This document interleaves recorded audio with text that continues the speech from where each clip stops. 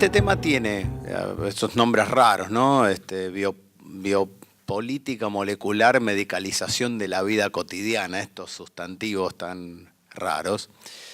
En realidad tienen un componente bastante teórico y otro componente bastante práctico.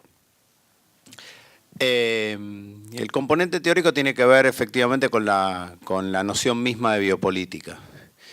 Y el componente práctico tiene que ver con que algunos aspectos de la noción de biopolítica permiten comprender ciertos fenómenos contemporáneos que, si los analizamos de manera fragmentada, no nos componen un conjunto, ¿sí? Esto es, después vamos a hablar de algunas prácticas, y esas prácticas merecerían ser analizadas desde un marco teórico que busque como las invariantes, o sea, algo del orden de una configuración, digo, que no son prácticas aisladas.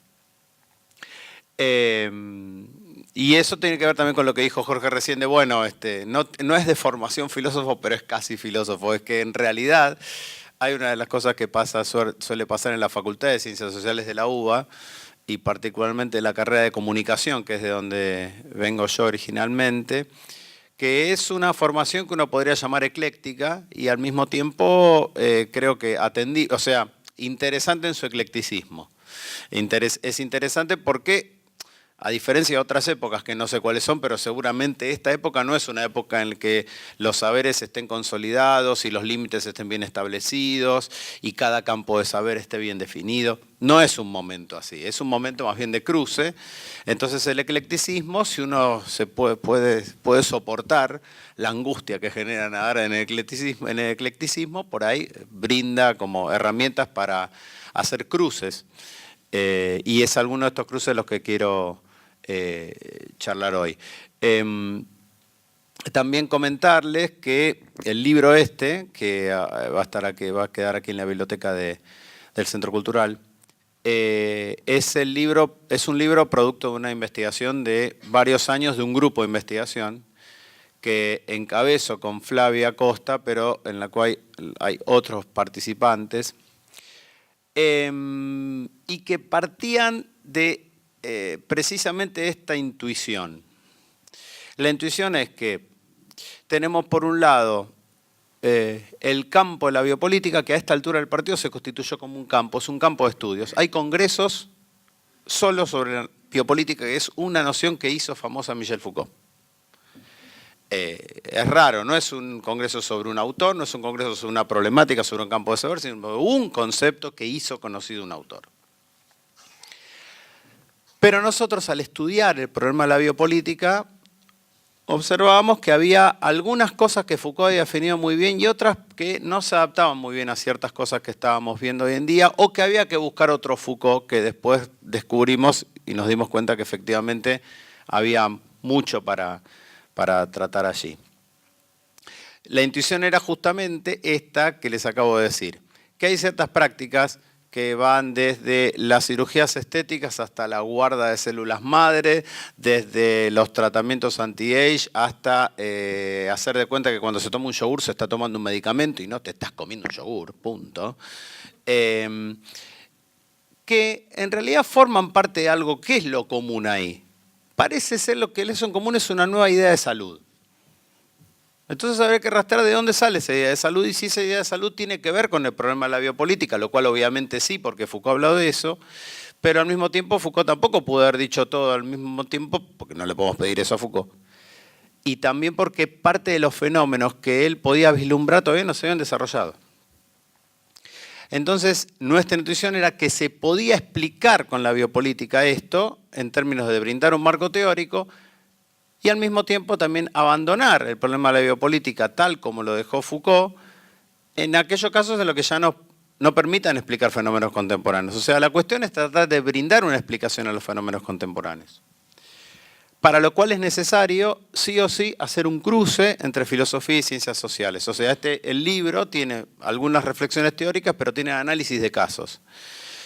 A nosotros, desde esta formación ecléctica que les comenté, los análisis de caso per se no nos dicen nada. Yo puedo hacer un análisis de casos, pero si yo no tengo un marco teórico con el cual estoy atacando y digo, se confirma o no lo que... No, el análisis de casos se puede, digamos, agotar en un conjunto de datos que si yo no los hago hablar, entonces, sociología básica, si yo no hago hablar los datos, pues los datos no permiten hipotetizar, no permiten armar una teoría, y eso no solo en función de las cuestiones académicas, esto es que tener una teoría, sino que la teoría tiene que tratar de atacar algo de la vida misma, tiene que atacar algo de la realidad, no es una teoría para quedarse en las bibliotecas justamente, que además están desapareciendo.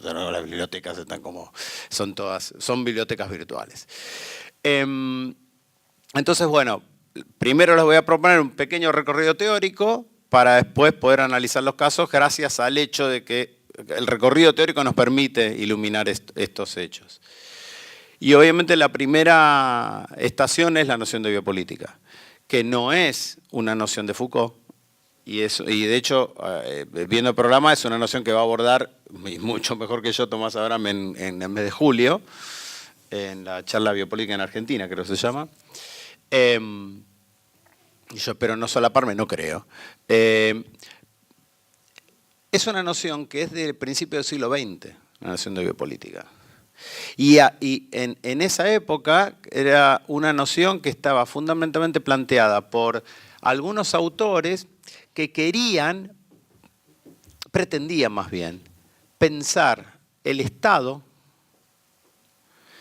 que eran estados en muchos casos modernos, pero recientes. Piensen en el caso de Alemania e Italia. Italia y Alemania se unificaron en 1870, o sea, estados bastante jóvenes dentro de todo, a pesar de que son viejos en muchos otros sentidos.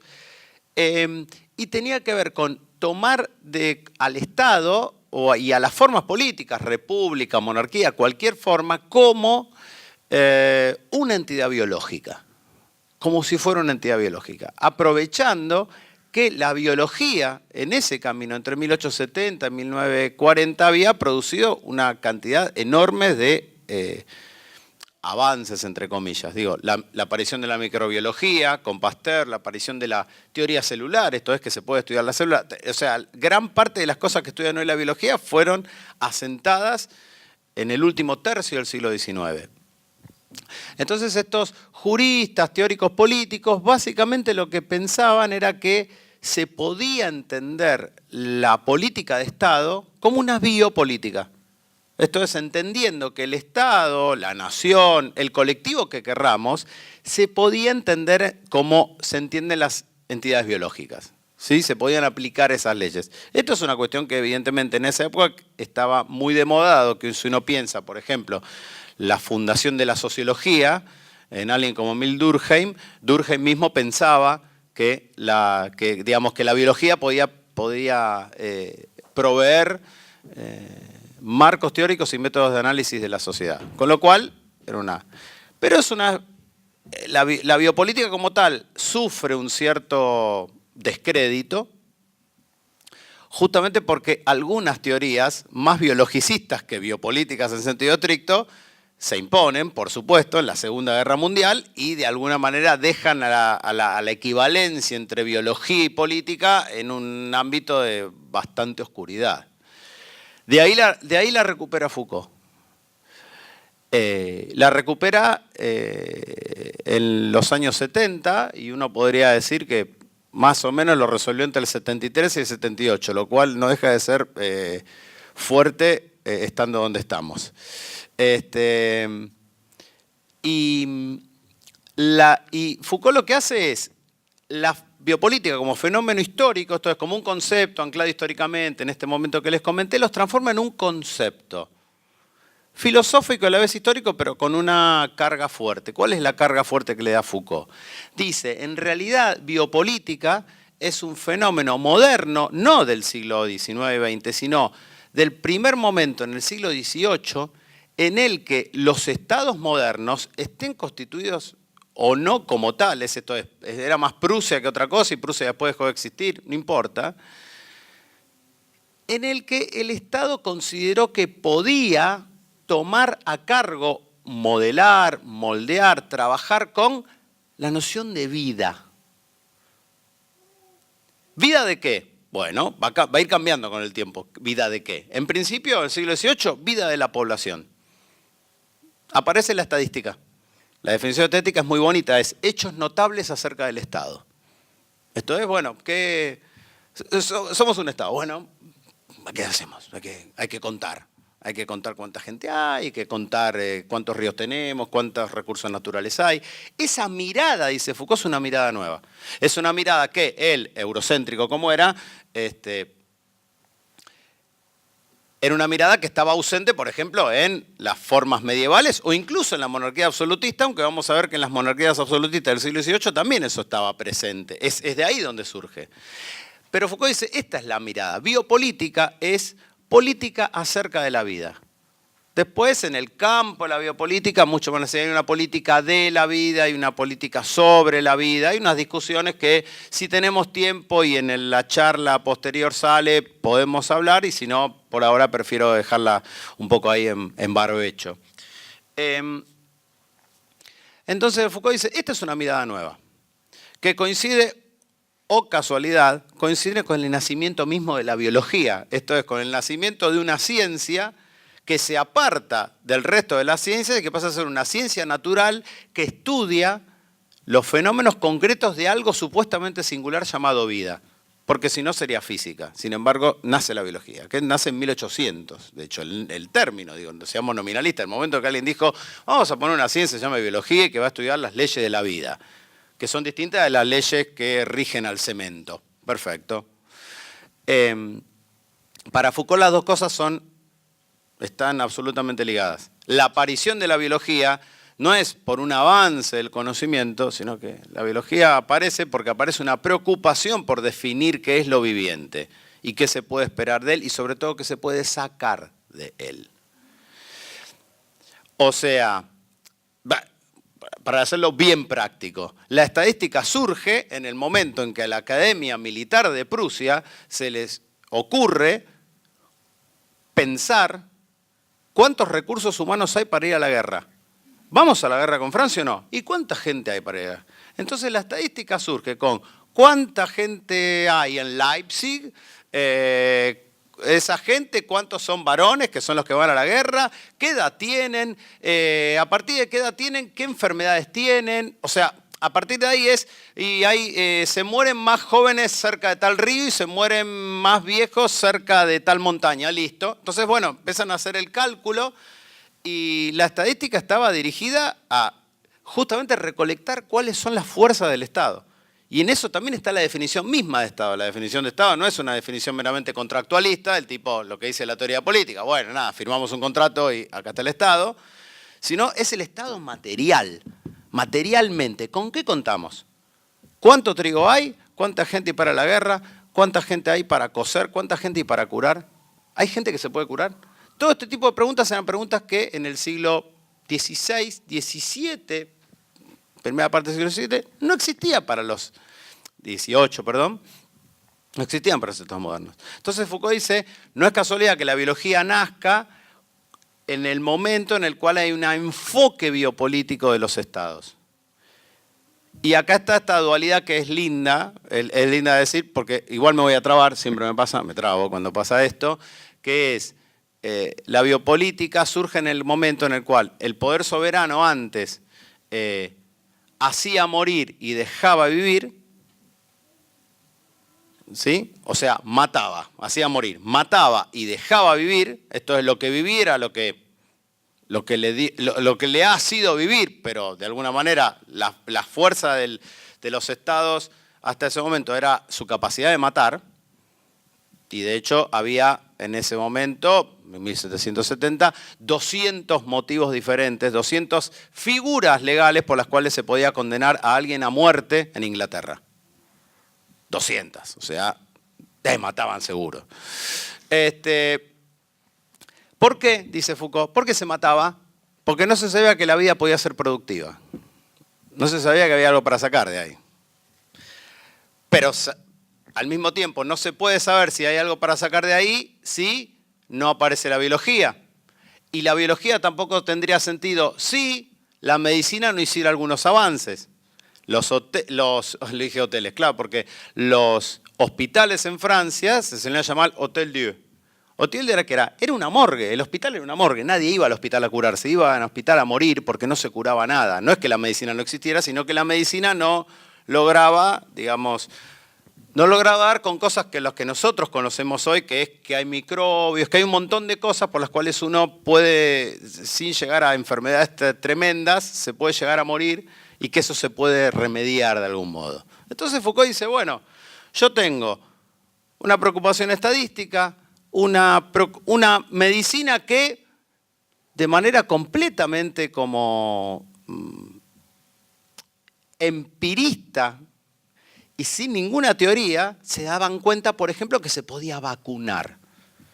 Las vacunas son del siglo XVIII, pero no tenían ninguna teoría de inmunología para sostenerla atrás. Simplemente sabían que sacando cachitos de las pústulas de la viruela, se lo ponían a otro, en eso lo hicieron primero con animales y después lo aplicaron a seres humanos, se lo ponían a otra persona o otra vaca, y resulta que ese ser desarrollaba la enfermedad, pero de forma atenuada.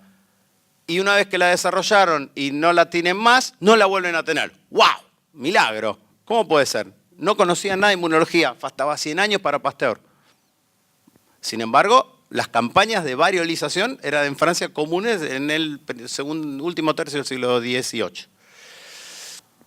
Entonces Foucault hace estas asociaciones y dice, bueno, el poder está empezando a pasar de matar y dejar vivir a hacer vivir y dejar morir. ¿Sí? La tendencia es al de tratar de que las poblaciones vivan y de crear las condiciones para una vida más allá de los 25 años, de los 20. Con lo cual hay que traer el otro fenómeno histórico, por supuesto, el fundamental, para explicar que todo esto sea un engranaje que funcione, que se llama capitalismo. Esto es, la mirada biopolítica es inescindible, aunque tiene sus, no vamos a entrar en los detalles de la teoría de Foucault, pero digo, tiene sus meandros porque en Foucault también está todo el tema de lo disciplinario, cómo se relaciona, pero por ahora quiero pasar por arriba de eso. Después, si quieren, podemos volver. Pero claro, ahí lo que aparece es el hecho de un cuerpo productivo, es que yo puedo hacer trabajar a destajo un montón de gente. Pero si lo hago trabajar demasiado a destajo, tengo demasiada poca capacidad de reproducción de la fuerza de trabajo. Y acá está el problema de la reproducción. Se empieza a pensar en la idea de la reproducción. La reproducción de la fuerza de trabajo como concepto teórico, como concepto práctico para los industriales del siglo XIX y también como concepto científico-médico hacia fines del siglo XIX, en el sentido de pensemos la reproducción. Esto es la reproducción sexual. Esto es cómo se van a reproducir estos seres tal que vivan por lo menos 30 años, que por lo menos tengan, no sé, 12, 15, 20 años de vida productiva. Todo son cosas que se pensaron en el siglo XIX por los mismos que Marx fustiga en El Capital, ¿no? Andrew Ure, todos esos industriales estaban asociados a gente que pensaba vamos a tener que aumentar un chiquitín el salario para que coman carne al menos una vez por mes porque si no se nos mueren demasiado rápido. Esto es, no llegamos a la tasa de reproducción, o sea, se nos mueren todos, por lo tanto, primero, no llegan a la edad reproductiva y si llegan a la edad reproductiva no tienen la suficiente cantidad de hijos para solucionar la cantidad de muertes que tengo que traer con nueva vida. Bueno, Foucault dice, todo esto compone el campo de la biopolítica. Tanto desde el punto de vista estatal como privado, se empieza a pensar en esto. Dice, por ejemplo, que las cajas de ahorro surgen así. Hoy todos tenemos caja de ahorro en pesos. La idea de la caja de ahorro era una idea que estaba básicamente ligada mucho a componentes religiosos, también, que tenía que ver con hacer que alguien ahorre, ¿sí? Que tenga una lógica de ahorro, para de algún modo generar una suerte de moralización de la fuerza de trabajo que permita también que la misma fuerza de trabajo se vea a sí misma como algo valioso, que tiene un futuro, que no es simplemente la producción hasta morir y punto. todos estos fenómenos son fenómenos que en el siglo XX quedan consolidados, pero que se maceran en el siglo XIX. Y se maceran en el siglo XIX por razones que Foucault interpreta como biopolítica. Entonces, todo esto es el hacer vivir y el dejar morir. Esto es, dice Foucault, lo que le importa al poder es que la gente viva, no que la gente muera. Entonces ustedes, imagino que luego de esta frase, pero justamente esta época de 1850, 1950, la verdad que como muerte, lo que quieran. Hay mucha. Entonces, ¿cómo se explica? Un artilugio interesante que emplea Foucault y que tiene que ver con la noción de biopolítica que él recuperó, ¿sí? La del principio del siglo XX, es que para hacer vivir a las poblaciones también se administra la muerte. El problema es que la muerte es administrada en nombre de la vida. Una cosa es el dejar morir. Esto es, una cosa es que se me murió. Listo. Otra cosa distinta es que yo diga, lo voy a matar porque algo tiene que vivir. La segunda son las teorías racistas. Por eso el racismo forma parte de la biopolítica para Foucault. El racismo no es una ideología, no es solo una ideología que surgió o que se puso como en una puesta en acto paroxística en la Segunda Guerra Mundial, sino que el racismo es algo propio de Europa, es algo propio de la cultura europea, que se manifiesta en el siglo XIX-XX en formas biopolíticas extremas, pero que anidaba en la vieja, el antisemitismo no lo inventó Hitler, está claro. Entonces, ¿qué es lo que dice? Entonces, ¿qué ocurrió? Simplemente el antisemitismo se expresó en el Holocausto y en realidad es una ideología vieja con lo cual no tenemos que explicar nada. No, dice Foucault, hay que explicarlo biopolíticamente. La explicación biopolítica tiene que ver con la teoría médica de la inmunología, la teoría científico-médica de la inmunología, que es, hay una vida, pero para cuidarla suponemos que entre otras cosas es atacada. Hay que cuidarla de cosas que son naturales, pero de las cosas que son naturales algunas se pueden corregir socialmente. Eso es biopolítica. Decía, si Pasteur descubre que hay microbios, que acá no hay vacíos, sino que hay bichitos que pueden entrar en los cuerpos, bueno, dice, la primera traducción biopolítica de eso es cuando eso lo pasamos a Estado, que era la reflexión original de los biopolíticos del principio del siglo XX, es, hay alguien que infecta a la población. La primera manera de echar mano de eso, fácil, para un europeo, es la raza. El primer agente que infecta para el antisemitismo es el judío. Listo, ya está, entonces ahí se arma. Se podía haber armado como cualquier otra cosa. Estamos aquí en un lugar donde se hacía eso. No nombre exactamente de la biología, estaba el tema ahí, pero la idea de la infección, la idea del cáncer, todo esto está absolutamente tramado en este lugar. Entonces Foucault dice, bien, hasta aquí estamos. La cuestión es, tenemos una relación entre biopolítica, biología y medicina que se empieza a tramar entre fines del siglo XVIII y finales del siglo XIX.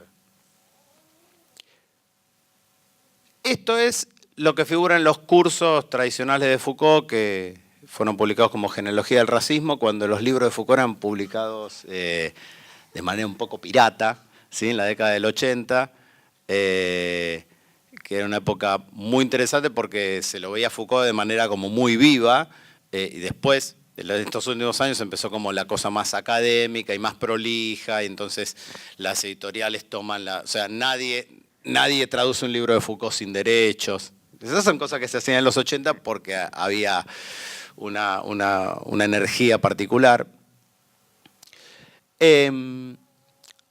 Foucault lo que señala es que en esos cursos señala una cosa, pero hay otra que es donde empieza lo que nosotros queremos interpretar de Foucault con el grupo de investigación, que es el hecho de que en la Segunda Guerra Mundial, si bien tenemos este fenómeno de la biopolítica, vamos a decirlo así, racista, Hay muchas otras características de la biopolítica para Foucault, pero también no quiero tampoco abrumar con estas cosas, quiero ir más bien al punto que quiero llegar más rápidamente.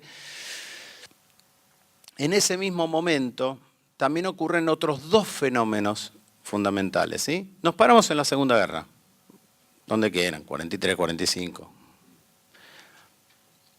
El primer fenómeno, dice Foucault, pero esto no lo hace en sus cursos, sino en textos que están en Genealogía del Racismo, un texto en particular se llama La crisis de la medicina o la crisis de la antimedicina, que es un texto que originalmente salió en español, salió en castellano, antes de salir en francés, con lo cual después fue retraducido. Fue traducido a francés y retraducido a castellano. Foucault dice, hay un fenómeno muy extraño en la Segunda Guerra Mundial, que es que aparece el modelo del estado de bienestar. O sea, la idea de estado de bienestar de alguna manera estaba presente ya en la salida de la crisis del 30 de Estados Unidos, pero acá aparece el modelo, esto es, y uno más podría decir, y acá otra vez volvemos al eurocentrismo de Foucault, que en realidad características no menores del estado de bienestar estuvieron presentes en Uruguay desde 1910 o 12, con Valle y Ordóñez sobre todo. Entonces ahí, bueno, pero no importa. Foucault dice algo, acá hay algo que me llama mucho la atención. En 1943 se le presenta un informe al ministro de Economía británico, William Beveridge, presenta un plan, que es un plan, como un plan de salud integral y un plan de cobertura sanitaria, cobertura jubilatoria, un plan que ocurre en el momento en que Inglaterra está a punto de desaparecer bajo los misiles nazis. Entonces, Foucault dice, acá hay algo muy extraño. El Estado inglés estaría diciendo, vayan todos al frente de combate, 90% de probabilidad de que mueran, pero si vuelven van a tener una vida asegurada, todo lo que les quede. Todo lo que les quede bien lo van a tener asegurado, con beneficios. Entonces, ¿cómo se entiende eso? ¿Cómo se entiende esa paradoja? Un país que está en un esfuerzo de guerra inmenso, donde su líder le dijo, solo les puedo prometer sangre, sudor y lágrimas. El ministro de Economía de ese señor que dice sangre, sudor y lágrimas, dice, no se preocupen, van a tener jubilación, van a tener vacaciones, van a tener todo esto está reinstalado. Si hay alguien, si vuelve alguien, lo van a tener. Si ganamos la guerra, lo van a tener. Si no ganamos la guerra, tampoco va a pasar. Pero Foucault dice, acá hay algo muy extraño. O sea, está operando una fuerza diferente. ¿Cuál es la fuerza que está operando? Para Foucault lo que está desplazándose, él lo elige el caso de Beveridge como momento de cambio de una condición biopolítica. Podría haber otros ejemplos. El ejemplo de Foucault puede estar mal y puede haber otro mejor. No importa. Él lo que sí quiere ver es la consecuencia de eso que es. Que si la biopolítica vía siglo XIX, a través del higienismo, por ejemplo, de bueno, hay que lavarse las manos, la idea de que hay que lavarse las manos porque descubrimos que hay microbios, por lo tanto hay que lavarse las manos. Todas las políticas sanitarias que podían ser las políticas sanitarias que de hecho existieron también en nuestro país en la primera mitad del siglo XX y sobre todo con el peronismo, pero un poquitito antes también, poquitito antes, tenían que ver todas esas políticas con el Estado, que ahora, recuerden lo que dije antes, quiere hacer vivir y dejar morir, o sea, su principal fuente de ejercicio es hacer vivir. El Estado lo que garantizaba es que los individuos gozaran de una buena salud o tendieran a buscar una buena salud, tuvieran una buena salud, pero de algún modo en un estilo, vamos a decirlo así, verticalista. Campaña de higienismo. Lávense las manos. Les tengo que comentar que hay microbios. Se tienen que lavar las manos. Y así un montón. Estamos hablando, en eso también incluía básicamente cosas no tan simpáticas como campaña de esterilización masiva.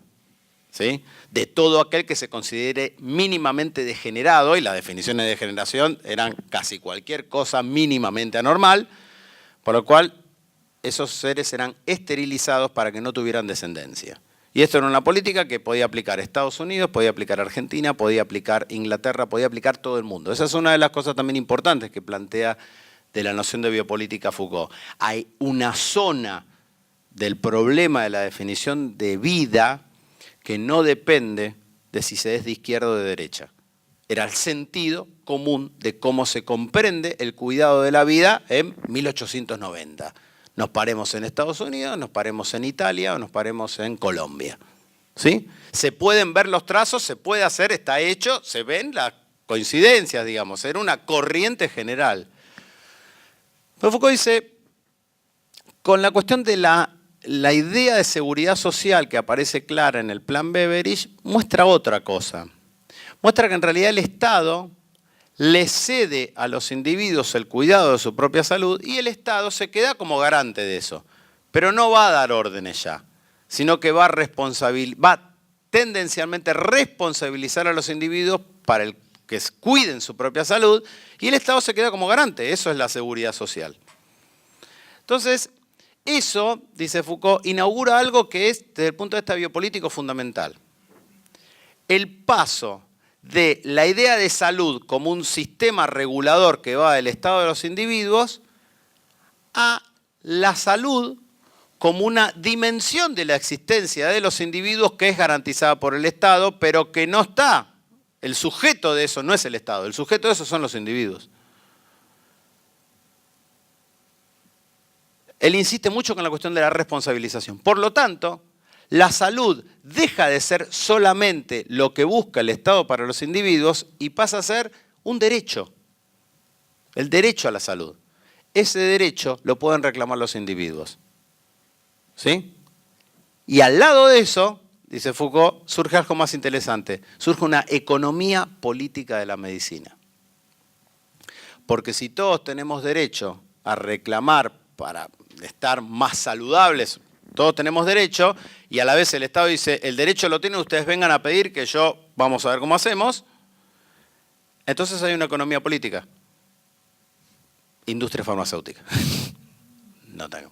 Industria farmacéutica, hospitales, economía política de la medicina. Entonces, el momento en el cual la salud se convierte en un hecho político de primer orden es el momento en que se convierte en un hecho económico de primer orden. Esto es, la seguridad social es un sistema de cotizaciones. Es un sistema de qué es lo que el individuo debe pagar, qué es lo que el Estado debe garantizar, por lo tanto que el Estado debe pagar y por lo tanto supone también que todo el campo de la medicina va a estar continuamente creciendo en poder político y económico porque es lo que se le está cediendo. Entonces esto es interesante también porque esto le valió muchas críticas a Foucault, este problema. Porque desde el punto de vista, obviamente, del pensamiento progresista, era como si él se estuviera tirando en contra o planteando cuestiones complicadas de la noción de seguridad social. Y Foucault dice, bueno, no, estoy diciendo lo que pasa, no es que él está en contra de que exista la seguridad social. Lo que dice es, en términos efectivamente de la teoría biopolítica, hay una transformación. Uno no podía pensar en que hubiera seguridad social en 1870. ¿Qué había? Alguien que tenía una caja de ahorro, alguien que decía cuídate, y lo más que hacía el Estado era una campaña de higienización, punto. Pero no había todo un sistema. Esto es lo que Foucault quiere señalar. Lo que quiere señalar es que el sistema de seguridad social instaura un sistema. Ese sistema es a la vez político y económico y supone también cambios subjetivos. Supone que el individuo tiene derecho a perseguir su propia salud.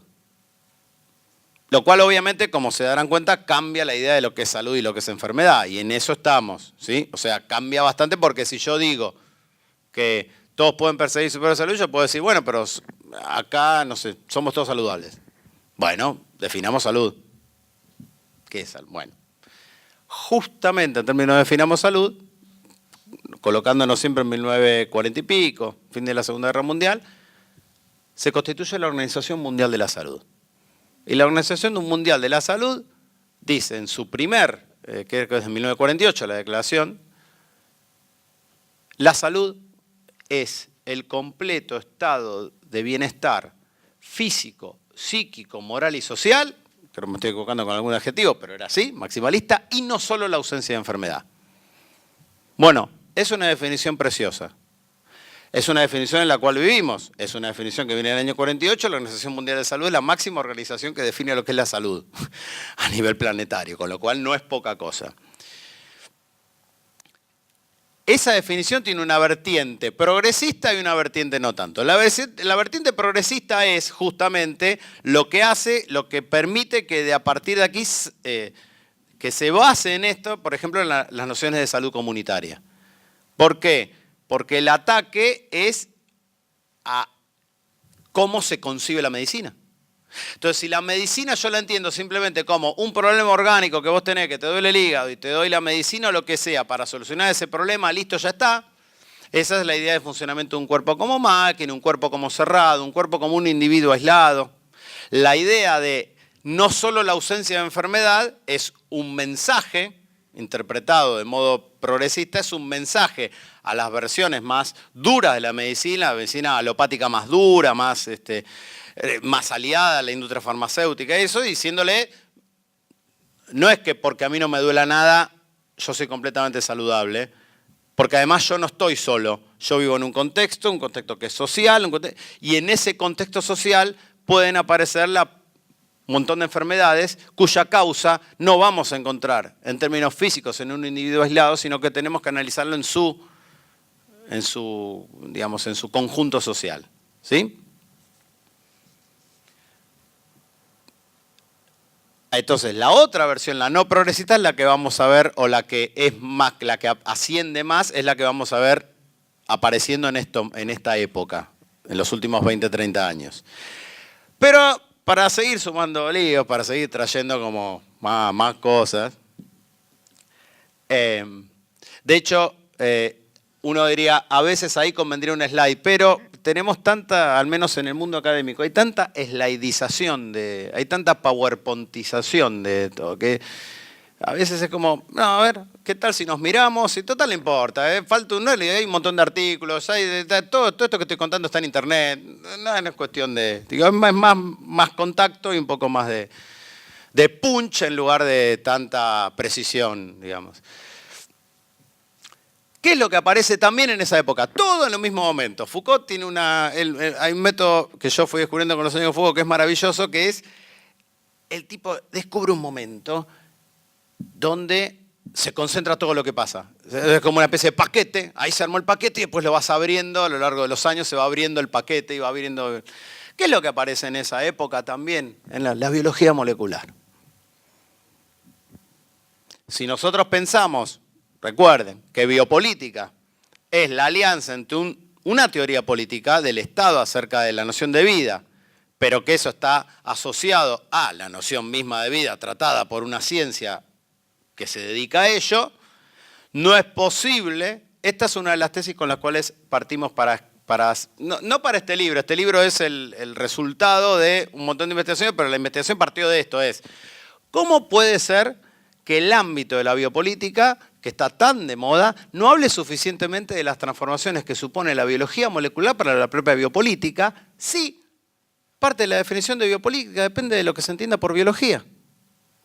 Digo, una parte de la explicación de la eficacia, no material, sino sobre todo discursiva, del nazismo, es el evolucionismo. Esto es una interpretación de la teoría que en el siglo XIX era la teoría normal de la biología, la teoría de la evolución de Darwin. Bueno, la biología molecular viene a traer una novedad de proporciones similares o incluso todavía más grandes respecto a la de Darwin, como puede ser que la biopolítica no. Después descubrimos que había autores que están en el libro, como Nicholas Rose, que habla de biopolítica molecular, o sea, hace el biopolítica, biología molecular, listo, ping, biopolítica molecular. Y ahí tenemos una de las partes del título de la charla, ¿sí? Biopolítica molecular. ¿Qué es la biopolítica molecular? La biopolítica que recibe los efectos de una biología llamada molecular. Y la biología llamada molecular hace un cambio de proporciones extraordinarias en la biología que todavía no estamos en condiciones de medir bien, porque fue hace poco, fue hace 50 años, que consiste en: para analizar los fenómenos vivientes no hace falta pasar por los cuerpos. Biología molecular. ¿En qué consiste todas las cuestiones? El ADN. ¿Qué es el ADN? El ADN es una molécula supuestamente cargada de todo el desarrollo de un ser vivo en alguna manera, en algún modo, después obviamente hoy está siendo fuertemente discutido, pero digamos, lean los diarios y no parece que se notara que está siendo discutido. Una molécula a partir de la cual yo puedo analizar y eventualmente transformar rasgos que después se van a manifestar en un cuerpo. No quiere decir que los cuerpos no formen parte del análisis de la biología. Por supuesto que siempre lo va a ser así. Pero la emergencia de una biología molecular es biología que va a buscar la vida en las moléculas, no va a buscar la vida en los cuerpos. Cuando la biología iba a buscar vida en los cuerpos, era bastante normal que para corregir fenómenos de la vida hubiera que matar cuerpos. En cambio, la biología molecular es la que dice, no hace falta, matamos bacterias porque total, las bacterias no tienen derechos. Siempre digo, el día que las bacterias tengan derechos, se acabaron los laboratorios. Los biólogos hablan de matar bacterias, de silenciar, o sea, hablan de este tipo de cosas porque la bacteria, no, pobre, hay que entender esto, digo, la bacteria es una de las, por su fácil manipulación, es uno de los principales, la principal, digamos, el principal objeto de estudio de la biología molecular. Porque todos los fenómenos moleculares en las bacterias, particularmente el Escherichia coli, una de cuyas variedades nos genera la cólera, son, como lo llaman, el chasis o el lugar donde van a haber todas las transformaciones moleculares. Yo no puedo andar viendo transformaciones moleculares que generen muchas consecuencias en seres humanos porque queda mal, es éticamente reprochable. En cambio, la bacteria, la verdad que hay muchas, se reproducen fácil. Hay muchas características de las bacterias que las hacen. Bueno, entonces, así como alineamos patitos en el fin del siglo XVIII para decir apareció la biopolítica, alineamos patitos en la década del 40 y tenemos, por un lado, un cambio político de la propia biopolítica respecto a la relación entre Estado y los individuos en relación a la salud. Una nueva definición de salud que saca a la salud del cuerpo. No solo la ausencia de enfermedad quiere decir, no hace falta que te duela algo para saber que hay algo en tu vida que debería cambiar, que no es del todo saludable, ¿sí? Con lo cual ahí ya la idea de salud y enfermedad se empieza a ver una problemática en la definición de eso. Y esa problemática se ahonda aún más cuando la biología molecular va a estudiar, va a tratar incluso de estudiar los fenómenos de las enfermedades por fuera del cuerpo, sin pasar por la expresión del cuerpo. Eso es lo que quiere decir enfermedad genética. Una enfermedad genética es una enfermedad que está asociada a una mutación que de acuerdo a tu el mapa genético que cada uno tiene, podría hacer que desarrolles una enfermedad. Por lo tanto, se puede hacer un tratamiento. ¿En base a qué? ¿A una enfermedad que tiene quién? No, una enfermedad que está escrita acá. Parece que tenés una probabilidad de tener esto y además, si predisposición, si fumás, qué sé yo, entonces hay que hacer un tratamiento. Pero un tratamiento por lo que no tengo, que yo no sufro, que no expreso, que no me pasa nada. No, dentro de 10 años vas a tener una enfermedad. Tenés que vivir como si ya la tuvieras. Tenés que tratarte como si ya la tuvieras. Supongo que algunos de ustedes tendrán un caso de alguien que tiene una enfermedad genética. Yo tengo alguien que tiene una enfermedad genética que todavía no se expresó. Y que dicen que se va a expresar. Y que hay seguridad de que se expresa. Entonces ahí toda la idea de salud y enfermedad se borró. ¿Qué quiere decir? Yo estoy bien, pero tengo que vivir como si no lo estuviera. Es más, de hecho no estoy bien porque tengo una promesa de enfermedad. Todo eso es consecuencia de tratar a la vida en las moléculas. Y de señalar y de ver, esto es un fenómeno que es fascinante, el hecho de que los biólogos trabajan con la idea de que el tiempo de la vida es un tiempo que tiene que ver con ensambles moleculares que van y vienen en relación con mutaciones, con cuestiones relativas a cómo las moléculas trabajan en el medio ambiente que le toque cada una, el ADN, el ARN, las proteínas, los lípidos, lo que fuere, todo lo que hay en una célula. Y que esa temporalidad es una temporalidad que solo parcialmente toca la temporalidad del cuerpo que vive y que... Digo, ¿escucharon hablar de reprogramación celular? Bueno, ¿qué es reprogramación celular? es que yo puedo agarrar una célula en un estado y volverla a un estado anterior. Hacerla, devolverle como una... ¿será? Invertirla, decir, bueno, en el caso clásico de las células madre, que es un caso que ahora vamos a mencionar, aunque sea, la reprogramación celular significa que yo puedo agarrar una célula y convertirla en otra célula distinta para que después desarrolle una línea celular que no es la que la célula tiene ahora. Ahora, todo esto, las células se supone que estaban adentro de un cuerpo y que van siguiendo la vida de ese cuerpo. Bueno, no, por supuesto que no. Nosotros creemos que es así, pero no. Cada minuto mueren una enorme cantidad de células en nuestros cuerpos y nacen un montón de otros. Nada, entonces la biología de pronto puede enfocar eso. Empezó a enfocar en todos nosotros, no somos cuerpos, somos moléculas que hacen ensambles particulares por los cuales en un momento arma neuronas, en un momento arma célula de la oreja, en un momento arma otra cosa y en algún momento eso, por cuestiones que tienen que ver con la teoría de la información, pero en eso no nos vamos a meter, de todas esas moléculas parece que hay un par, 3 o 4 que vendrían a ser como bastante importantes a la hora de atacar los procesos vivientes. ¿Sí? Porque el ADN sería uno de esos casos, sería una de esas moléculas estrella. ¿Por qué? Porque según la teoría de la herencia posterior a la biología molecular, al ascenso de la biología molecular, el ADN aparece como el responsable de un montón de fenómenos de herencia que pueden ser estudiados y pueden ser analizados y pueden ser intervenidos. ¿Sí? Se puede intervenir sobre eso, se puede cortar y pegar, que es lo que hace la biología molecular desde el año 73-74, o sea, hace muy poco tiempo, en el momento en que Foucault escribió esto. Y lo que es notable es que Foucault lo vio. En este texto, Crisis de la medicina y la antimedicina, lo que dice Foucault es que a partir del cambio que supuso la genética, la inmunología y, él no dice neurociencias, pero hoy podremos decir neurociencias, se puede hablar de que va a haber una especie de biohistoria, dice. La biohistoria no es la historia humana, es la historia de los fenómenos vivientes relacionados con la historia humana, pero no limitados por ella. Está limitado por ella en la medida en que nosotros somos los que conocemos a la... No, esa es la mínima limitación. Pero después, y la reprogramación celular es eso. Nosotros podemos decir, va pasando el tiempo y eso, pero yo con las células puedo ir y venir, ir para arriba, para abajo, para el costado. Puedo hacer un montón de cosas que después las voy a ensamblar con los cuerpos a ver cómo funciona. Pero en todo caso no estoy estudiando los cuerpos. Esta me parece una idea fundamental. Porque este sí es un verdadero parteaguas respecto de la idea biopolítica anterior de Foucault.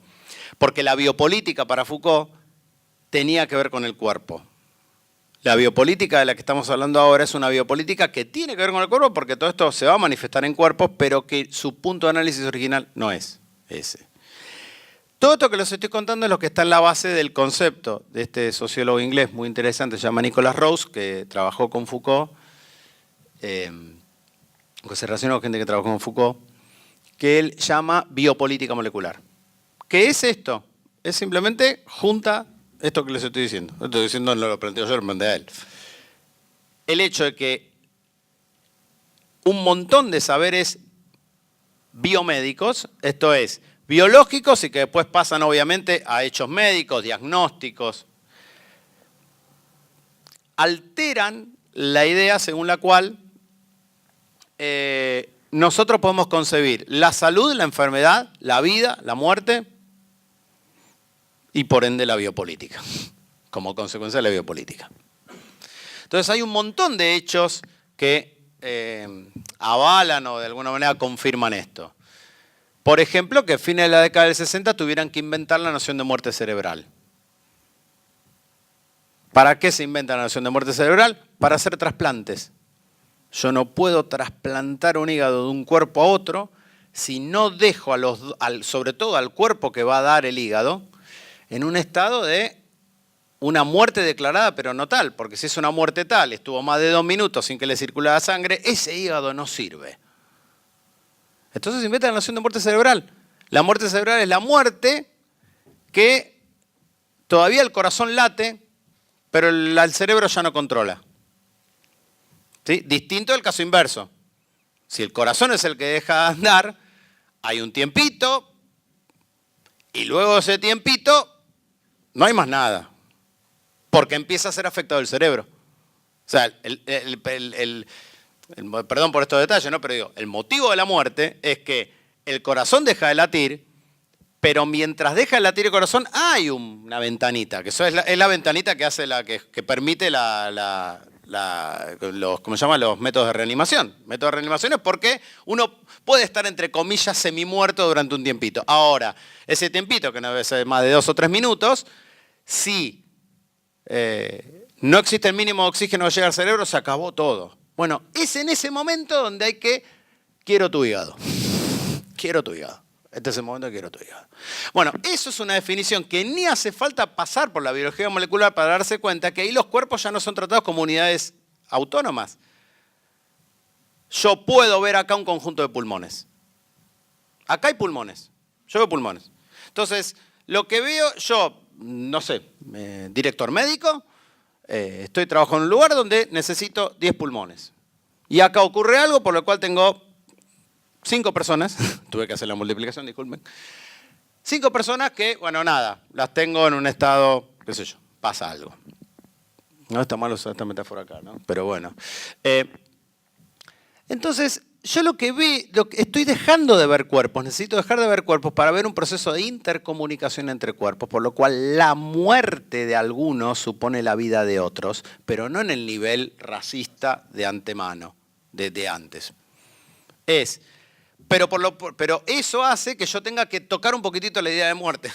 Lo cual es, fíjense lo que plantea en términos de problemas legales. ¿Cómo definir muerte para que nadie me acuse de asesinato? Entonces, la idea de muerte cerebral aparece con la idea, está empujada por la posibilidad técnica de los trasplantes. Y gracias a que existe esa noción, puede haber trasplantes. Porque si no, todos los trasplantes serían sencillamente asesinatos. ¿Por qué? Porque entré a intervenir sobre un cuerpo asumiéndolo como muerto cuando técnicamente no está muerto. El asunto es que técnicamente la muerte está siendo redefinida. Del mismo modo se altera la noción de salud y enfermedad. Esto es, cuando Foucault dice, ojo, porque acá se instaura un derecho a la salud y una economía política de la medicina, que señala que los individuos pueden perseguir su salud y demandar al Estado por eso. Demandar que cumpla, no demandar en términos de demanda legal, sino demandar como pedido. Che, cubrime tal enfermedad. Cuando empieza ese asunto, Foucault dice, este es un fenómeno que primero tiene que estar concebido teóricamente y después sobre eso aparecen las realizaciones. ¿Sí?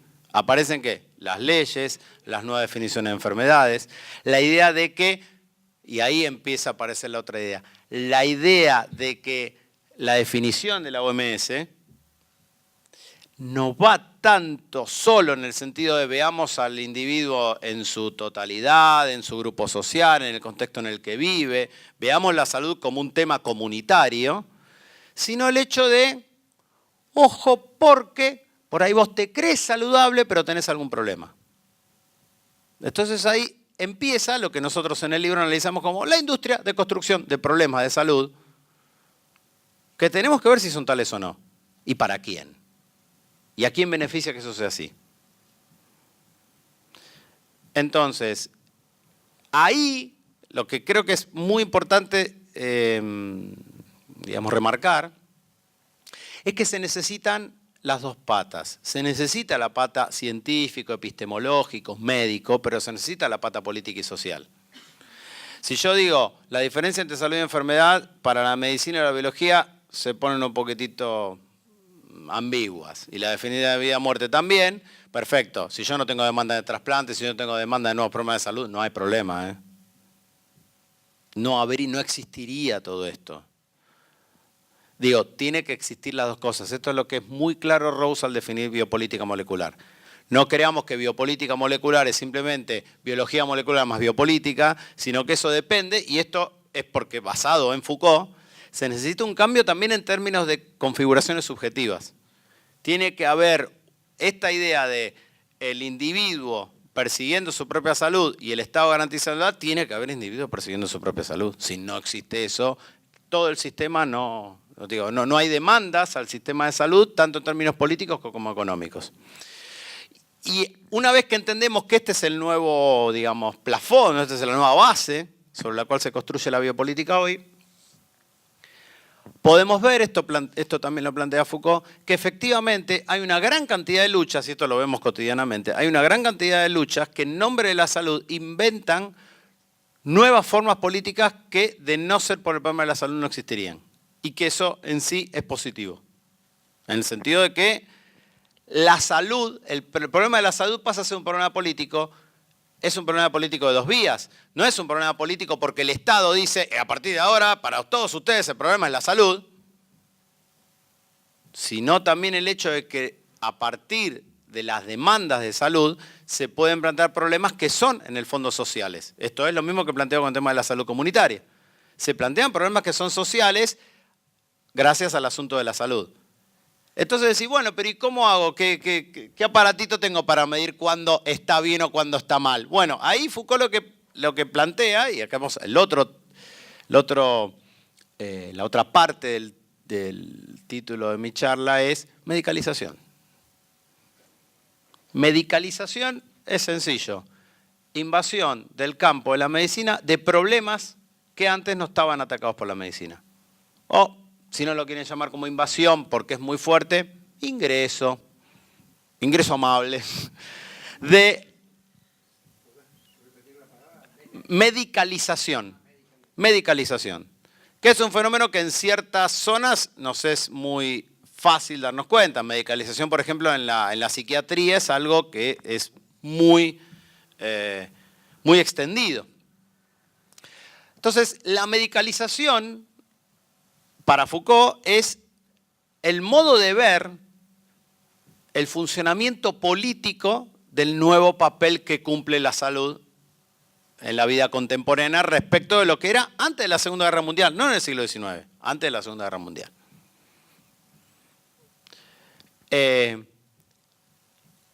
Es un nuevo funcionamiento porque justamente, esto lo remarca mucho Rawls, la noción de salud, la noción de enfermedad, la preocupación por los fenómenos vitales pasa a ser un hecho de definiciones subjetivas y cotidianas como no lo eran antes.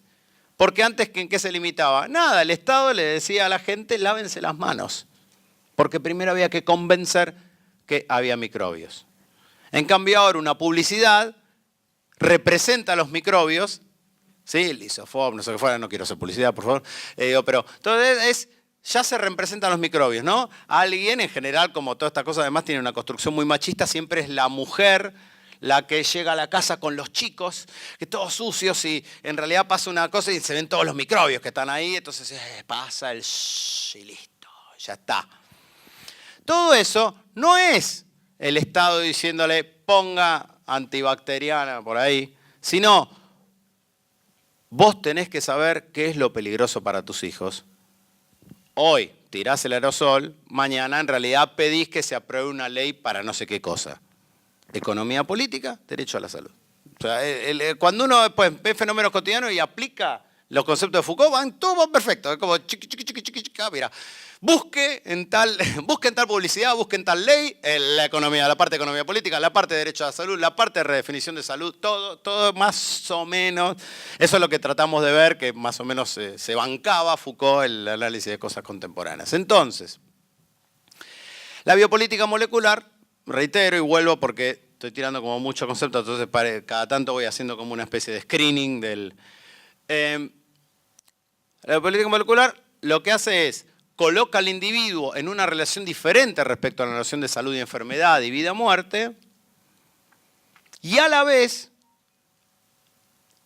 promueve instituciones políticas, económicas, sociales que permiten que, digamos, como que haya correas de transmisión entre todas estas cosas. Entonces, por ejemplo, para entender este tipo de cosas en la actualidad, yo tenía que pensar en la cantidad de leyes acerca de la salud que fueron aprobadas en los últimos 15 años y que tuvieron un cambio en la vida cotidiana tremendo. Por ejemplo, la ley antitabaco. La ley antitabaco plantea, entre otras cosas, una figura que es, la verdad, sorprendente. La idea del fumador pasivo. Esto es que alguien fuma sin haber fumado. Es la misma idea de enfermedad genética. es una enfermedad pasiva, entonces yo no la expreso, pero sé que la tengo. En cambio, el fumador pasivo es alguien que no fuma, pero sufre la consecuencia de haber fumado. No quiero decir que esto no sea cierto, no estoy discutiendo el valor de verdad. Lo que digo es que este valor de verdad en 1930 era impensable. De hecho, si ustedes toman revistas del 1930, toman el gráfico, las revistas que había deportivas, digo porque una vez me tocó evaluar una tesis de eso, era desopilante, la gente hacía deportes mientras fumaba. ¿Sí? Iban a correr por Palermo y terminaban de correr por Palermo y se clavaban 5 cigarrillos, porque nada, eso era el placer. A nadie se le ocurría que fumar era ir en contra de la salud. ¿Sí? Pero ustedes fíjense, cuando aparece la ley, digo, todos hemos sido contemporáneos a la aparición de esa ley. Para otras cosas, algunos son contemporáneos y ahí está el problema de la edad, ¿no? Cuando uno se coloca, decir, cuando uno da clases y da ejemplos y no se entendió. Me parece que tengo que bajarla. Tengo que buscar ejemplos de los últimos 10 años porque ya... Entonces cuando apareció la ley, fue dura. La ley en realidad fue antecedida por un pequeño movimiento de moralización, por el cual ya empezaba a ser un poquitito mal visto que alguien fumara en un lugar público. Cuando se instaura la ley, se instaura una prohibición, esto es, ver una multa, cuando... En ese momento fue violento, digamos. Digo, para los que fumaban, era violento, de pronto, bueno, loco, ¿qué hice? Entonces si saco esta cuestión de, yo estoy fumando en el bar, ventana del bar, saco el cigarrillo así, fumo, pero saco el cigarrillo así, entonces bueno, estoy medio adentro, afuera. Había un montón de tramoyas. Hoy en día, me da la impresión, cierto modo de la moralización implicada en esa ley está logrado. Si yo ahora prendo un cigarrillo, se van a poner re mal. Si alguno de ustedes prende un cigarrillo, todos los vamos a mirar. Bueno, esto en Estados Unidos existe desde la década del 60, ahora existe, en Brasil existe ahora. Pero de alguna manera el objetivo de la ley está cumplido, porque el objetivo de la ley no es esto. La ley no solamente prohíbe cosas, sino que también supone, y sobre todo en el caso de este tipo de leyes, supone una norma, que no es lo mismo que la ley. Diferencia fundamental de Foucault, y ahora vamos a ir por qué es importante esta diferencia. Entonces ya instaura un hecho en el cual todos asumimos indirectamente que fumar está mal. Y que solo lo podemos hacer en el ámbito privado y guarda también. Hay que ver, hay que ver.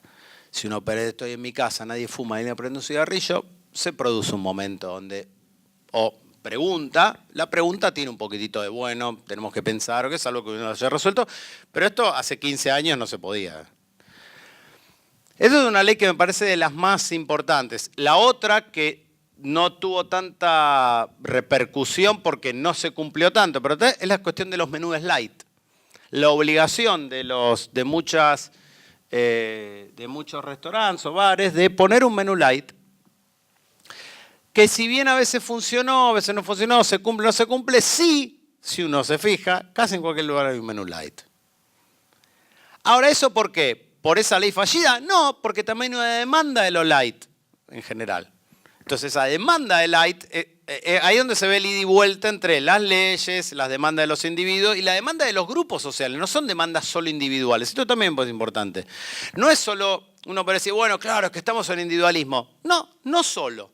No es solo individualismo. Esa sería la zona no tan progre y no tan interesante de esta salud inalcanzable. Esto es el hecho de que uno se sienta siempre en falta respecto del cuidado de la salud. Ese sería lo máximo. Pero ella se coloca en una lógica donde es fronterizo con cierta cuestión también de subjetividad neoliberal que Foucault analizó también en esos años, en el año 78, 79, y que recién vemos hoy en acto. En ese momento lo neoliberal era solamente un modelo económico aplicado a sangre y fuego, ¿sí? Pero todavía no era un conjunto de tecnologías mucho más importantes que un mero modelo económico, sino que también implica ciertas formas de modelos subjetivos. Otro ejemplo asociado con eso, muy claro, del menú de la ley de obesidad. La ley de obesidad es interesante, señala en el medio la famosa cuestión que todo el mundo conoce, hace 10 años nadie la conocía, el índice de masa corporal. Ahora, el índice de masa corporal señala el momento en el cual alguien puede ser sancionado como obeso o no. Entonces, primera cuestión, ese índice se va a mover, se va a ir moviendo. Por lo tanto, van a pasar a ser entendidos como obesos gente que antes uno no hubiera sido considerada como obeso. Pero además, problema fundamental agregado, gente que quiere ser entendida y calificada como obesa para ser cubierta por la seguridad social. Porque esos son los objetivos de estas leyes, ¿no? O sea, hacer una ley de obesidad es incluir a la obesidad dentro de la ley de fertilización asistida. Es una ley que supone que la infertilidad es una enfermedad que tiene que ser cubierta. Uno puede estar, o sea, nadie podía estar en desacuerdo, sin embargo, sepamos lo que significa. ¿Qué está diciendo la ley? La ley está diciendo eso. Pero la ley además, esto es un caso buenísimo para estudiar cómo los discursos científicos, legales y el sentido común hacen como chirrían, ¿no? Tienen como momentos digamos, de no coherencia, porque la ley de fertilización asistida tenía que resolver legalmente qué es un embrión. Te patea el tema para el aborto. Ah, bueno, entonces mejor el Código Civil no es... Pero todos sabemos que un proceso de fertilización va a generar embriones que no van a ser implantados. ¿Cómo vas a entender esos embriones? ¿Como vida o como no vida? Y dependiendo de esa definición vemos cómo sancionamos el aborto o no. Bueno, entonces mejor no toquemos nada, no vaya a ser cosa que... Sí, no va a pasar, pero si en una de muy esas ocurre que hay ley del aborto, entonces el Código Civil y la ley de fertilidad asistida vuelve a recibir una vuelta y decir, bueno, no hay problema, porque total, digo, si el aborto es legal y no se considera que estás matando a nadie, entonces listo, los embriones que sobraron, tíralos a la basura.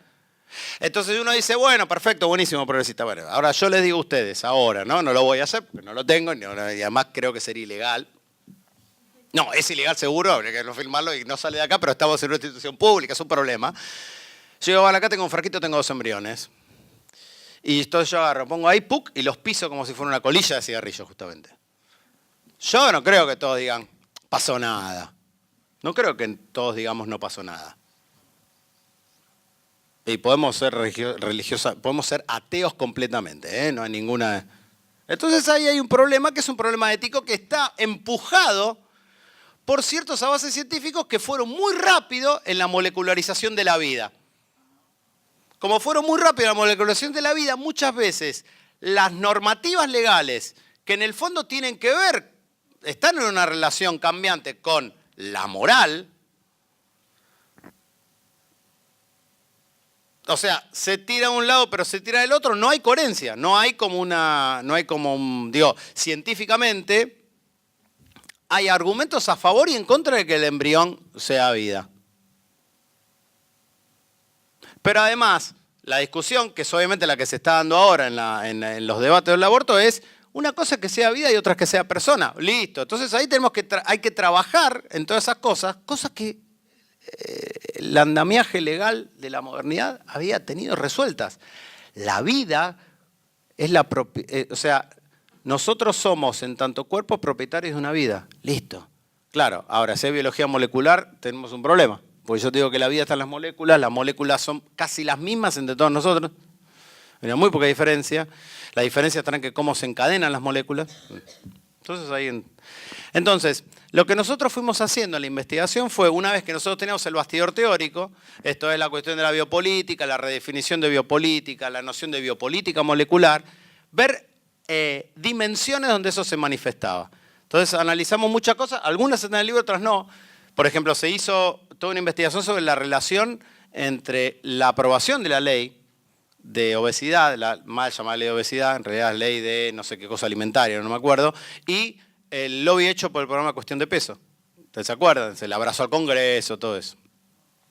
Pero al final no termino yo en el libro. Otra de las cosas que analizamos, que también me parece muy importante porque alude a medicalización de la vida cotidiana. Esto es, aspectos en los cuales nosotros estamos tomando decisiones respecto de la salud sin saberlo. Uno de los aspectos que son fundamentales es la medicalización de la alimentación, que va en conexión con el menú light. El menú light no es solo para cuidar su cuerpo, sino en realidad el hecho de que uno tiene que saber qué propiedades tiene tal alimento porque tal proteína me sirve para tal cosa y tal cosa sirve para tal otra, pero en tal relación y no en otra, y entonces tengo que tomar el yogur, pero tampoco demasiado, porque si tomo demasiado yogur el efecto es el contrario, y tengo que entender un montón de cosas médicas que no me importan. O no, que me importan, digo, que me importan porque estoy participando del bicho. Entonces, uno que es una investigadora muy piola, se llama Paula Rodríguez Oya, analiza eso en publicidades y eso. A ver, ¿cómo se desarrolla eso? ¿En qué momento yo, en lugar de ver un bife, estoy viendo un conjunto de moléculas, algunas de las cuales me sirven y otras no? Algunas de las cosas tengo que aceptar y otras evitar. Y otras en su buena medida, pero en otras no. Otro caso también fundamental, y me parece que es con consecuencias, digamos, culturales muy importantes, es la medicalización del envejecimiento. La idea de que la vejez es una enfermedad que se puede evitar. ¿Sí? La vejez es un hecho que ocurre. Está asociado a algo biológico. Efectivamente, uno no es eterno, hay envejecimiento. Ahora, crema anti-age, todo lo que a ustedes se les ocurra, la idea de que la arruga es un problema, no es una idea nueva, no es que, no sé, todas las culturas eran sabias y le daban a los ancianos el lugar de... No, de todas las civilizaciones alguien trataba de... Digamos, en muchas civilizaciones en todo caso, la vejez era vista como un problema porque era la cercanía con la muerte. Está bien, eso nada. El asunto, la novedad, y esto también es algo, me parece fundamental para entenderle de la biopolítica molecular, es el hecho de que gracias al aparato combinado de la economía política de la medicina y la demanda de la salud, yo tengo posibilidad de solucionar eso. Tengo la posibilidad de solucionar no ser obeso, tengo la posibilidad de no envejecer, tengo la posibilidad de alimentarme bien, tengo la posibilidad de verme bien. Entonces la cirugía estética es vista como algo normal. De hecho, se hacen gratis algunas. Y ustedes tienen que relacionar las cirugías estéticas también con algo que no es exactamente de este tema, pero que está relacionado, que es las cirugías de cambio de sexo.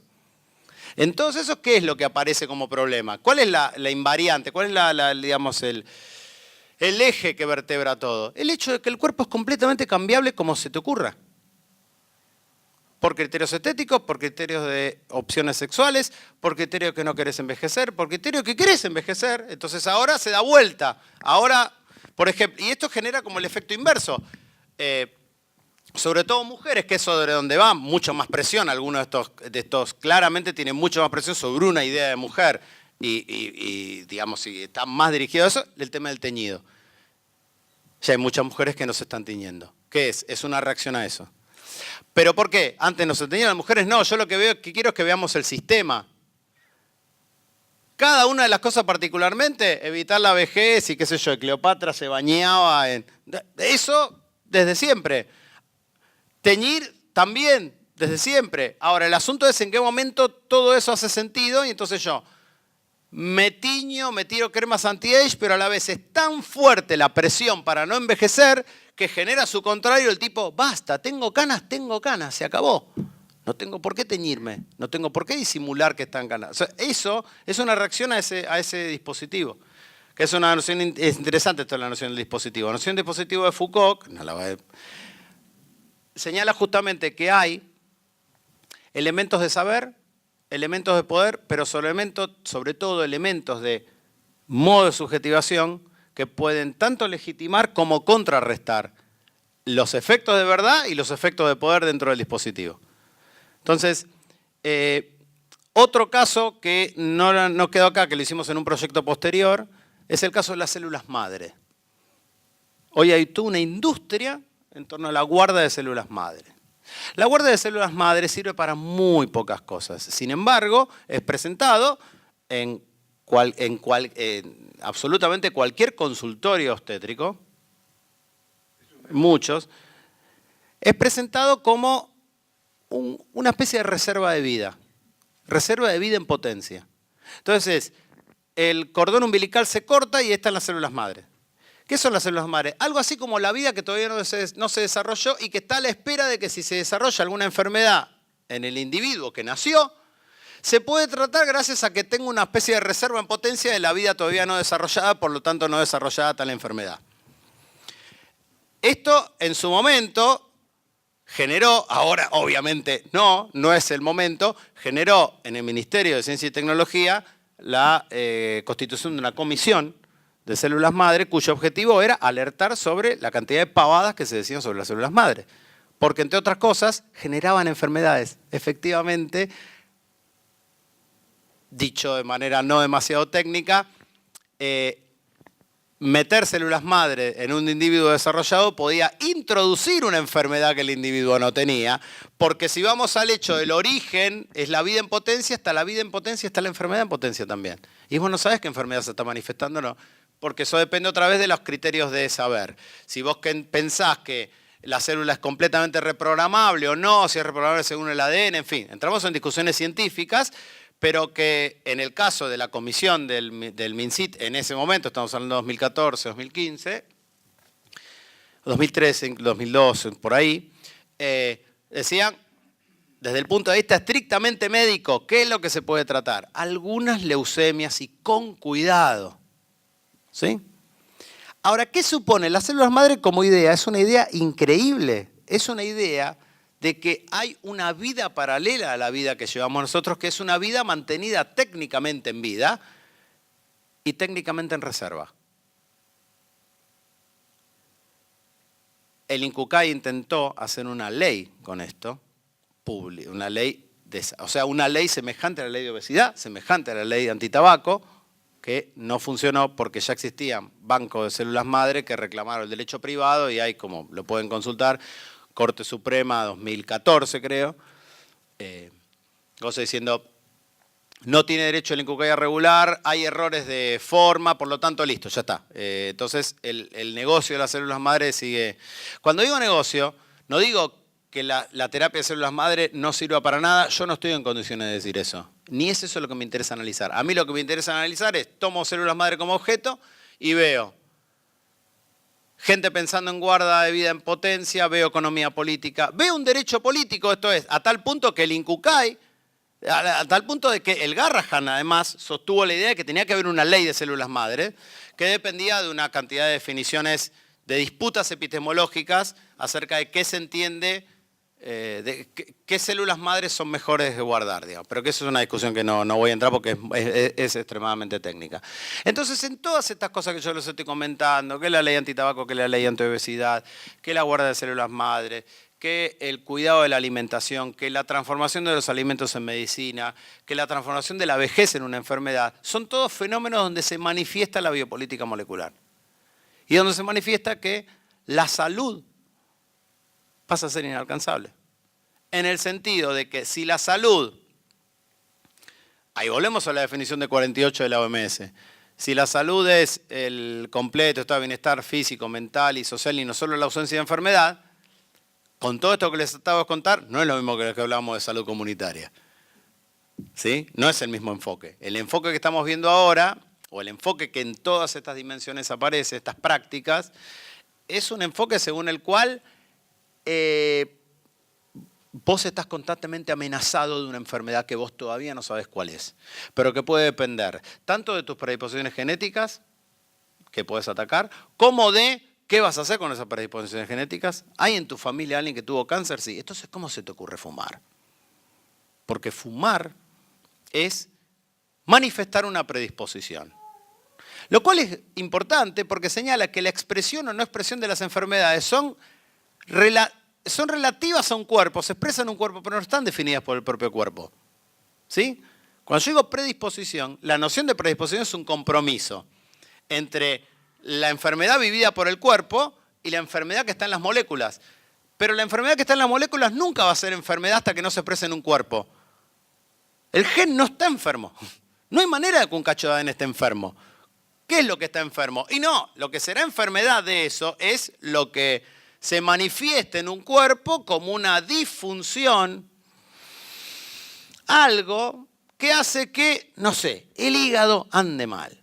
Y entonces ahí se buscará la determinación genética. Pero el gen no dice nada. Esa es una de las grandes cosas que pasó con la secuenciación del genoma humano.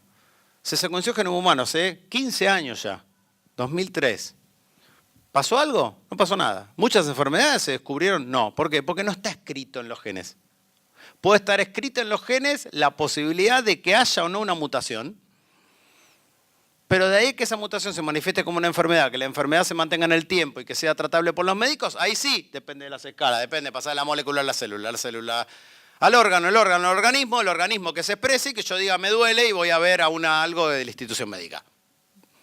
Todo ese proceso social es desconocido porque acá está, tengo el secreto de la vida, que es esta molécula, o esta manera de estudiar la molécula. Entonces, y esto también afecta a una noción, no sé cómo estamos de tiempo, estamos bien, estamos muy bien, que es la noción, lo que yo les dije en algún momento como la diferencia entre ley y norma en Foucault. Foucault tiene un curso que es maravilloso, donde explica algunas de estas cosas que yo les conté, que es seguridad, territorio, población, que es el curso del año 76, o sea, el curso que dio en momentos álgidos aquí, 76-77, donde él dice, bueno, todos conocemos al Foucault clásico de Vigilar y Castigar, ¿no? El Foucault de la disciplina. Acababa de publicar el libro Vigilar y Castigar, el 75 fue publicado en francés. Un año después Foucault dice, bueno, con todo esto que les estoy contando, que empieza a contar la historia de la biopolítica, que empieza a sacar todo esto que les mencioné al principio, cuando surge la estadística, todo el armado de la interpretación biopolítica, Foucault pone en cuestión su propia teoría de la disciplina. Y dice, bueno, ¿vieron que yo dije que la disciplina era esto, aquello, lo otro? ¿Vieron que bueno, me equivoqué. Foucault no tenía problema en equivocarse nunca, se equivocaba un montón y por eso muchas veces lo criticaron, porque él no tenía problemas en admitir que se equivocaba. Dice, ¿por qué? Porque la idea de la disciplina, o la idea que yo manejaba de norma con la disciplina, es que en el siglo XIX, en las instituciones disciplinarias, uno se adaptaba a una norma. La norma de funcionamiento, la norma de un código de producción, la norma de un cuerpo sano. Todas esas normas eran normas que estaban fijadas y los cuerpos debían ver si llegaban o no a la norma, si hacían las cosas que tenían que hacer. Bueno, lo que dice Foucault, y esto lo toma de la enseñanza de su maestro Canguilhem, es que la idea de norma esta en realidad no existe. Lo que hay es un proceso de normalización. ¿Qué quiere decir la normalización? Esto es ominoso. Quiere decir que cuando nosotros llegamos a la norma se corre un poquito. La norma es nueva. Algo así como Aquiles y la tortuga. Pero si yo hice un paso y la tortuga dio un paso más. Pero el Aquiles es muy rápido. ¿Sí? Conocen la paradoja de Aquiles y la tortuga. Entonces dice, en realidad, el funcionamiento de este sistema de poder, asociado a la biopolítica y asociado a cosas de seguridad, no importa, otras cuestiones que serían tema para otra charla, en realidad lo que muestran es que la norma es flexible y que por lo tanto el proceso de adaptación a una norma es un proceso constante. No se llegaría nunca exactamente al momento en el cual uno dice, ok, me adapté, estoy cumpliendo con la norma. Porque en ese momento la norma se desplaza un poco. ¿Qué quiere decir esto? En el caso particular del problema de la salud, justamente todo este engranaje entre demandas políticas, economía política de la medicina, nueva definición de vida asociada a las moléculas, cuando todo eso va empezando a andar, cuando todo eso está empezando a andar,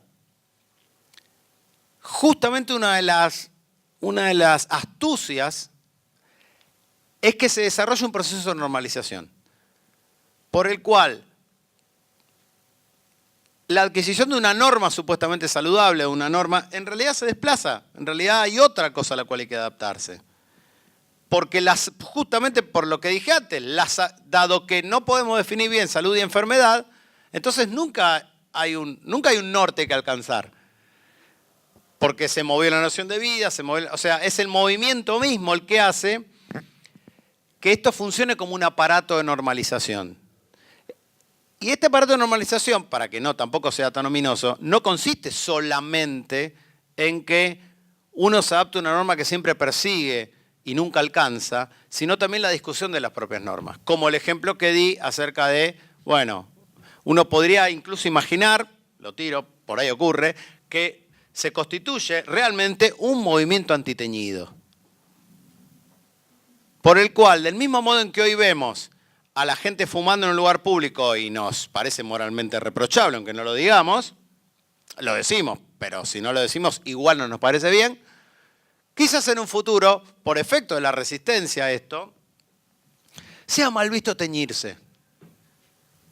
Como un efecto de, bueno, cortémosla con esto de no envejecer, cortémosla con pensar la vejez como una enfermedad. Porque el mecanismo de normalización consiste básicamente en crear constantemente nuevas enfermedades que pueden no tener ese nombre rimbombante enfermedades ni ser tratadas por un departamento de terapia de un hospital. No hace falta que sea eso. Medicalización de la vida cotidiana, en el sentido que lo queremos plantear, quiere decir esto. No, justamente que no hay hospitales acá. Que vos te compraste un yogur por una razón, que te alimentaste de tal modo por tal... Todas esas microcoordinaciones y esas microobsesiones cotidianas forman parte de la vida cotidiana justamente. Uno no es consciente de eso solamente cuando hay efectivamente una dolencia clara y distinta que hace a uno consultar a una institución médica. También entra en esto toda la cuestión de las terapias alternativas. También entran en esto toda la cuestión de todo lo que está de moda hoy como programación neurolingüística o la onda entrenar tu cerebro. Pues eso es una que no mencioné, pero que ya ahora no tengo tiempo, pero una de las cosas que también analizamos en el libro es cómo eso se manifiesta en los saberes psiquiátricos. Donde lo que es fundamental, esto es algo que desarrolla Rose, porque Rose estudió la historia de la psiquiatría y la psicología, o sea, cómo se fue constituyendo, cómo en la década del 60 aparecen una gran cantidad de nuevas drogas que permiten un diseño de los estados de ánimo impensable 20 años antes. Y cómo eso va de la mano con la aparición de los diagnósticos por imágenes, que es lo que permiten hoy, por ejemplo, que un cerebro pueda ser estudiado en vivo, cómo funciona, cuáles son sus flujos neuronales, cuáles son las conexiones sinápticas que se producen, las que no se producen, en función de qué. Cuando dice Rose, lo que es interesante es que eso era imposible, estaba bloqueado antes, porque la psiquiatría tenía que reventar un tipo, tenía que reventar un ser humano, abrirlo, y, lo que es fundamental, inferir el funcionamiento del cerebro a partir de lo único que el cerebro no tiene cuando lo abrís, que es vida. Entonces, hoy podemos ver cerebros en vivo, funcionando. Entonces dice Rose, hay unos cambios técnicos que son tremendos entre una revolución, digamos, de medicamentos en términos de drogas, capacidad de droga de intervenir y la multiplicación de los diagnósticos, de las técnicas de diagnóstico, se genera también un efecto de descubrir nuevas anormalidades que no sabemos si son enfermedades o no, que hay que buscarlas asociadas a una enfermedad, un flujo que no debía ser, una droga que no funcionó de tal modo sino de tal otro. Y eso también está en la base, y esto es muy claro lo que pasó con el programa de la Ley de Salud Mental en la ciudad. Esto es muy clave para pensar también el tema de la crisis de las instituciones psiquiátricas. Esa crisis tiene que ver también con la generación de drogas de diseño. Y la generación de esas drogas de diseño también tiene que ver con la patologización, que es una forma de la medicalización. La patologización de ciertos aspectos de personalidad que no tienen por qué ser entendidos como enfermedad. Saben, por ejemplo, que en el DSM-5, el manual que se usa para diagnosticar enfermedades psiquiátricas, en el 5 se discutió, finalmente se descartó a la timidez como una enfermedad a ser tratada en términos de trastorno de sociabilidad importante, tal que se puede administrar una medicina para eso. Entonces, ¿qué pasa? Definamos timidez. Entonces te dirán, bueno, no, alguien tímido, no sé qué, pero eso se va corriendo, ese es el mecanismo de normalización. Yo puedo dejar a lo que uno podría llamar tímido fuera de eso, hasta mañana, hasta pasado. Defina trastorno social, defina trastorno de socialización. Dice, ante personas dice 3 palabras por minuto, nada más. Entonces es un no, nada, se va corriendo. Entonces, ingresamos en un punto donde todo se, digamos, se diluye, pero esto es, las definiciones se diluyen mientras los procesos de transformación técnica aumentan. Entonces necesariamente estamos en el medio de lo que podríamos llamar, no muy académicamente, un quilombo. 5 minutos. Entonces, para cerrar, cuando nosotros exponíamos los resultados de investigaciones en algunos congresos o en algunas charlas, que es lo que se hace en el mundo académico, uno hace cosas, llega a esto, listo, hago una ponencia, vamos a 2 congresos, lo corregimos en función de las discusiones y va a un artículo, en fin. Apareció esta cuestión de que todas estas cosas que les estoy contando formarían parte de algo así como de una cierta concepción clase mediera o una concepción un poco de, no son los problemas importantes de la salud en Argentina. ¿Sí? Entonces que los problemas de salud en Argentina no serían tanto esto como los problemas fundamentales ligados a la pobreza, ligados a la... Nuestra respuesta siempre fue, nosotros no intentamos negar que lo otro no exista, pero esto existe tanto como que hay leyes. Si no hubiera ninguna ley que garantizara derechos, entonces si no se cumpliera la primera de las premisas del proceso de medicalización y de biopolítica molecular de Foucault y de Rose, que es tener un derecho político, una economía política asociado a eso, bueno, no hay ni una técnica de subjetivación, no hay ningún problema. Pero la ley antitabaco existe, la ley de obesidad existe, la ley de fertilización asistida existe, y hay un montón de leyes que van a venir con eso, porque podemos estar en un gobierno de izquierda o de derecha, pero eso también forma parte de un plafón, como el plafón que concebía Foucault en el siglo XIX respecto de vamos a esterilizar a los degenerados. Absoluto acuerdo en que había que esterilizar. Bueno, hoy el absoluto acuerdo, o un absoluto acuerdo al cual se estaría atendiendo, es un fenómeno histórico reciente y como siempre el problema que plantean este tipo de cosas es que, y es un problema bienvenido como problema, es que uno hipotetiza y hace generalizaciones o teorías que después el tiempo dirá si son verdad o no. Pero bueno, no estamos hablando de la filosofía de Kant, estamos hablando de cosas que están pasando ahora. O sea, estos son problemas de salud pública porque el Estado los sanciona como problemas de salud pública. El problema del tabaquismo es un problema de salud pública porque el Estado dice que es un problema de salud pública y hasta nuevo aviso es el Estado el que define los estándares. Otra cosa es que se discute en el interior del Estado qué es lo que definimos como salud pública. Pero en ese caso uno tendría que decir entonces que si hay una especie como, bueno, toda cosa para la clase media, bueno, entonces lo que habrá que decir es, y bueno, entonces hay una clase clase medización de la salud pública. Esto es, uno puede decir que esto no son problemas de salud, eso es una toma de posición. Es una toma de posición que de todas maneras va en contra del camino que ha tomado el Estado argentino en este sentido y que no es el Estado argentino. Es obvio que con nosotros porque analizamos problemas de Argentina, pero es un problema mundial, digamos.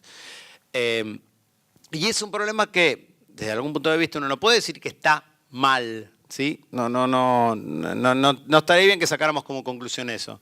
Pero sí que con la idea de medicalización y con la idea de salud inalcanzable, otro de los fenómenos que estudiamos, por ejemplo, mucho es la cuestión del fitness. ¿Sí? La cuestión de hacer ejercicios. El Plan Nacional de Argentina Saludable fue aprobado por Ginés González García en el 2007. ¿Sí? Y podemos pensar, yo no tengo ninguna duda, que Ginés González García son la persona más progresista que existe en el mundo en materia de salud. Entonces, el Plan Nacional de Argentina Saludable justamente era una cosa consultiva, no es una ley, es un programa, no es lo mismo, pero señalaba como el tema de, bueno, ¿cuánto tenés que caminar?